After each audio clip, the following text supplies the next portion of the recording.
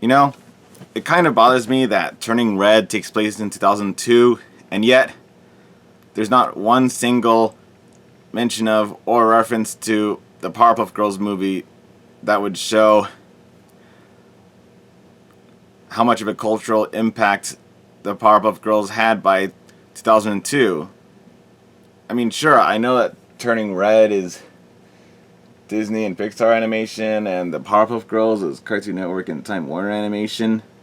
But still, I'm sure there are some ways that they could have referenced it indirectly, such as like having Maylin, Miriam, and Abby dress up in generic off-brand red, blue, and green color-coded superhero outfits, and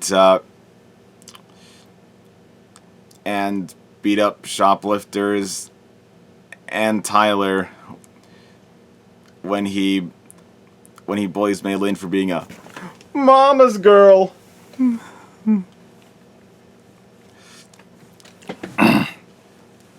And yeah, regarding what the mysterious Mr. Ender said about this film, I would just like to say I am really, really sorry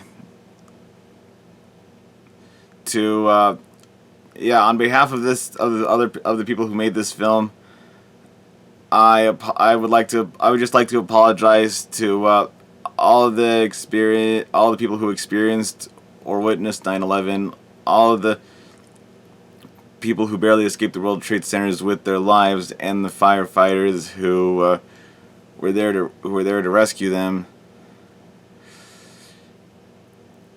If they were still traumatized by the remnants of 9/11 9 months later when Turning Red takes place, I'm sorry that Turning Red did not accurately reflect how you feel about how you felt at that time in that month in May of 2002. Oh, Mom, what was the month of May 2002 like for you? Do you remember that? What was did you like Mom? Did you like were you still scared of 9/11 in May of 2002? No, what were you doing in May? Living my life. And? Appreciate what I had.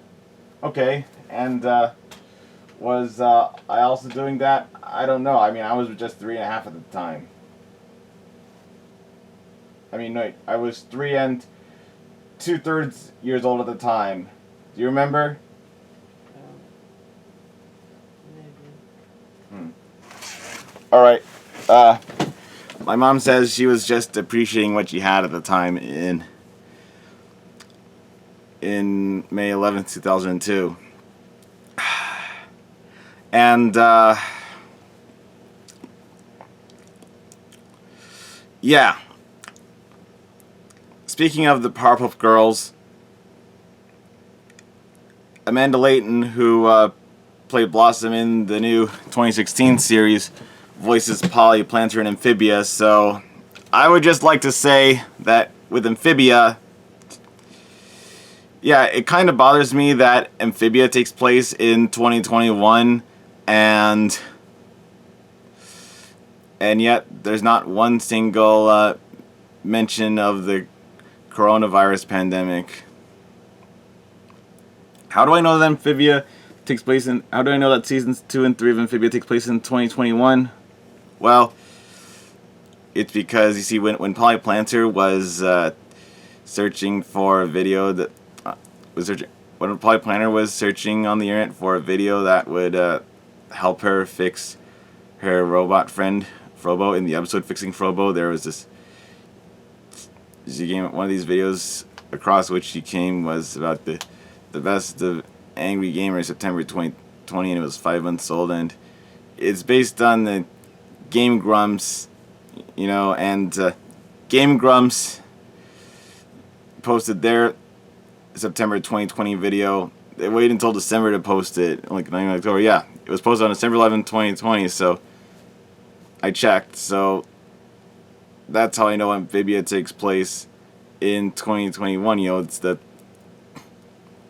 the first season of Amphibia took place in the winter. Yeah, the first season took place in the fall and the winter at the end of 2020, which is why there was that big snow, and the time and weather passed by at the same rate in Amphibia as they do in Earth, which is why they had that big snowstorm in the middle of season 1 in Snow Day. And of course, seasons 2 and 3 take place in the spring, over the course of when Anna and the Planters journey to Utopia, and season 2 happens over the course of 2 months, which is how much longer it takes for Polly Planter to finally grow her legs. So, yeah, that's how I know that Amphibia takes place in 2021 when there should have been COVID, and that Angry Gamers video was put up at near the same time when In Boone Choi, Sasha Wadebright, and Marcy Wu disappeared. But yeah, how could Amphibia not reference... But yeah, how could Amphibia... Yeah, shame on Amphibia's writers. How could Amphibia not reference the coronavirus when it was right there with them having Sprig Planter wear a face mask as part of their human disguise? I mean, I know Matt Braley claims that he made TJ Hill made that quarantine song with season 3 premiere before the pandemic, but I mean, I know Amphibia started airing like back in 2019. I know Amphibia started airing in mid 2019, but it's unlikely that they already could have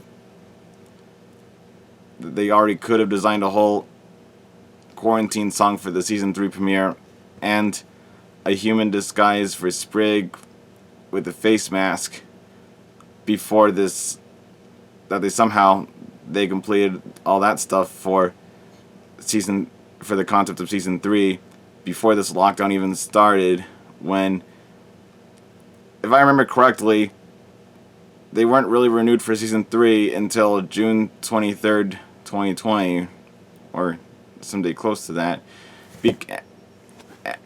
because, I mean, after all, they were already in the storyboarding stage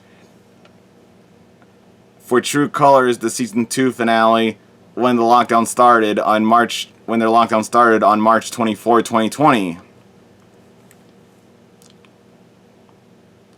So yeah, it really kind of bothers me that Amphibia avoided mentioning COVID-19 at all, in 2021, despite the fact that they had Sprig Planter wear no less than 3 face masks throughout the entire 3rd season. There's that first mask that looks like a kitty, which he wears in most episodes after the first appearance of it in Hop Till You Drop. And there's his birthday mask from the episode Sprig's Birthday, and then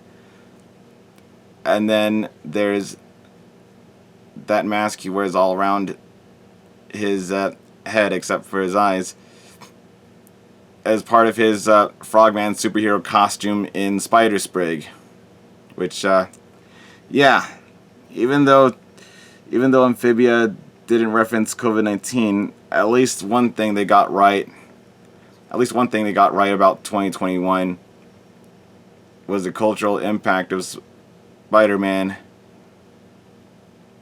20 years of it building up to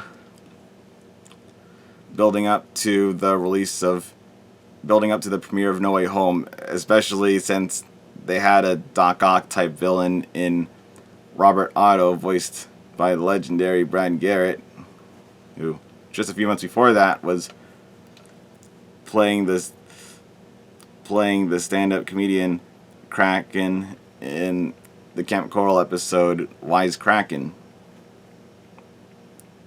I mean, yeah, I thought Robert Otto was meant to be like J. Joe Jameson, but really at the same time, he's also meant to be like Dr. Otto Octavius. Oh my gosh, now I understand that connection, why his last name is Otto.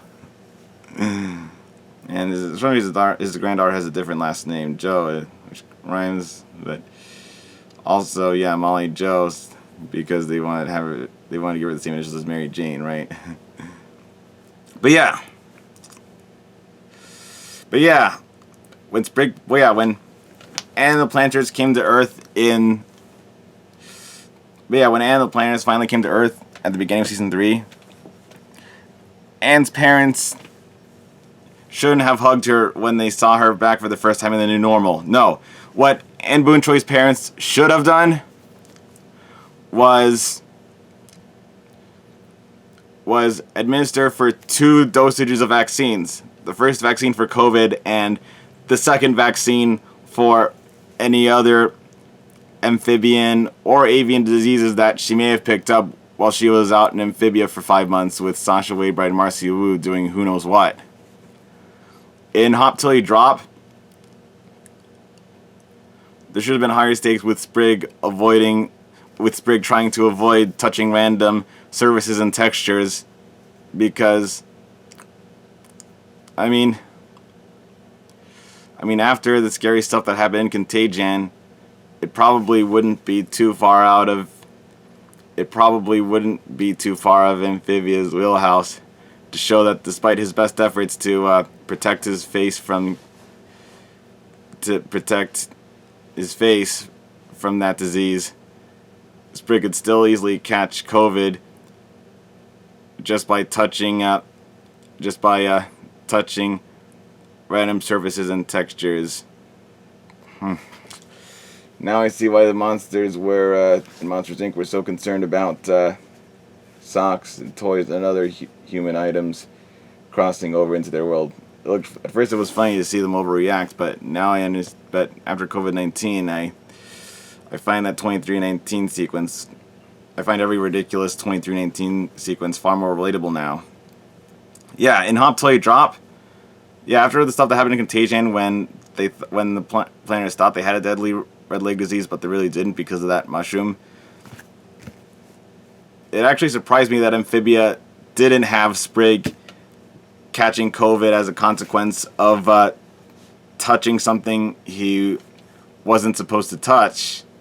And when Anne met Gabby, one of her friends from school who wasn't close enough with her to get lost in Amphibia, Gabby, a girl is aptly named because she has the gift of gab, was catching up Anne on all the hot gossip that happened since she left, and she really should have been telling Anne, and she really should have been telling Anne Boone Choi about. What Gabby really should have been doing in the midst of all that monologue was to warn Anne Boone Choi about the coronavirus and Asian hate crimes that have been going on even since before she left. The bad stuff that's already been going on for a year.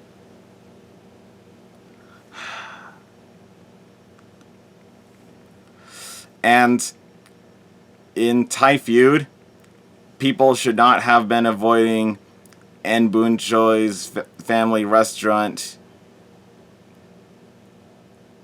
because Ned's food truck with the exact same branding made it difficult for them to choose where the location from where to order food. They also should have been avoiding it as an accurate depiction of all the Asian hate crimes that have been going on for the past year before Anne Boone Choi returned from Amphibia. Yeah. So, yeah, to the Asian community out there who used to like Amphibia, I'm really sorry that Amphibia did not do an accurate job of reflecting 2021 for you. And now that I think about it, Sprig and Anne, when Sprig and Anne were doing that nature dance in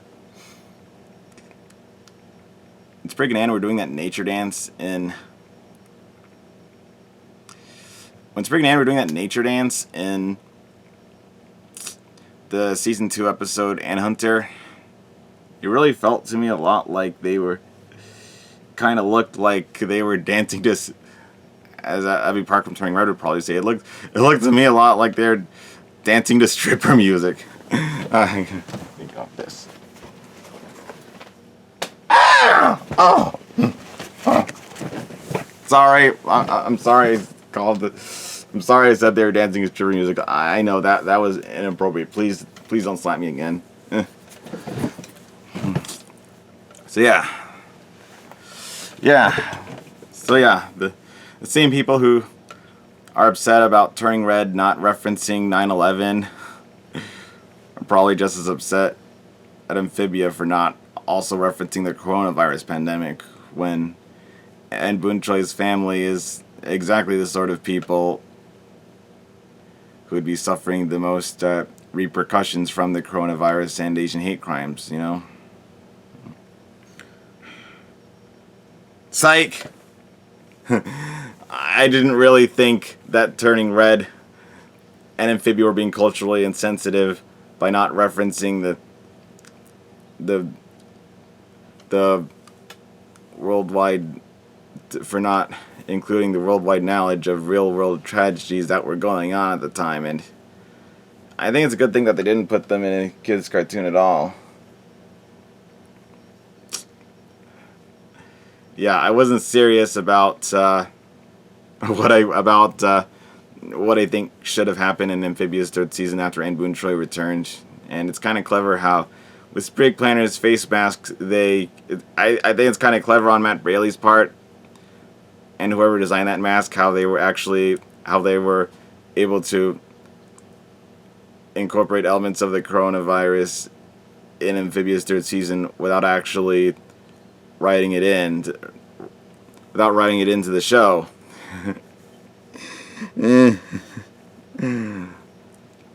Yeah. And I don't really have any problem with the fact that Turning Red didn't reference 9/11, but you know, we have Mr. Renner to thank for all of the Turning Red 9/11 memes, and if you watched this video, then the Amphibia coronavirus memes will probably be just as funny to look at.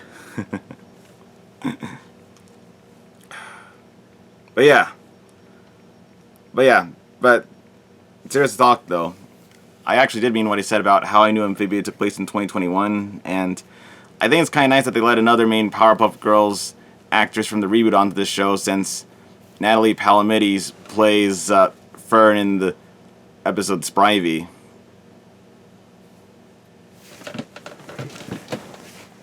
That's all for now.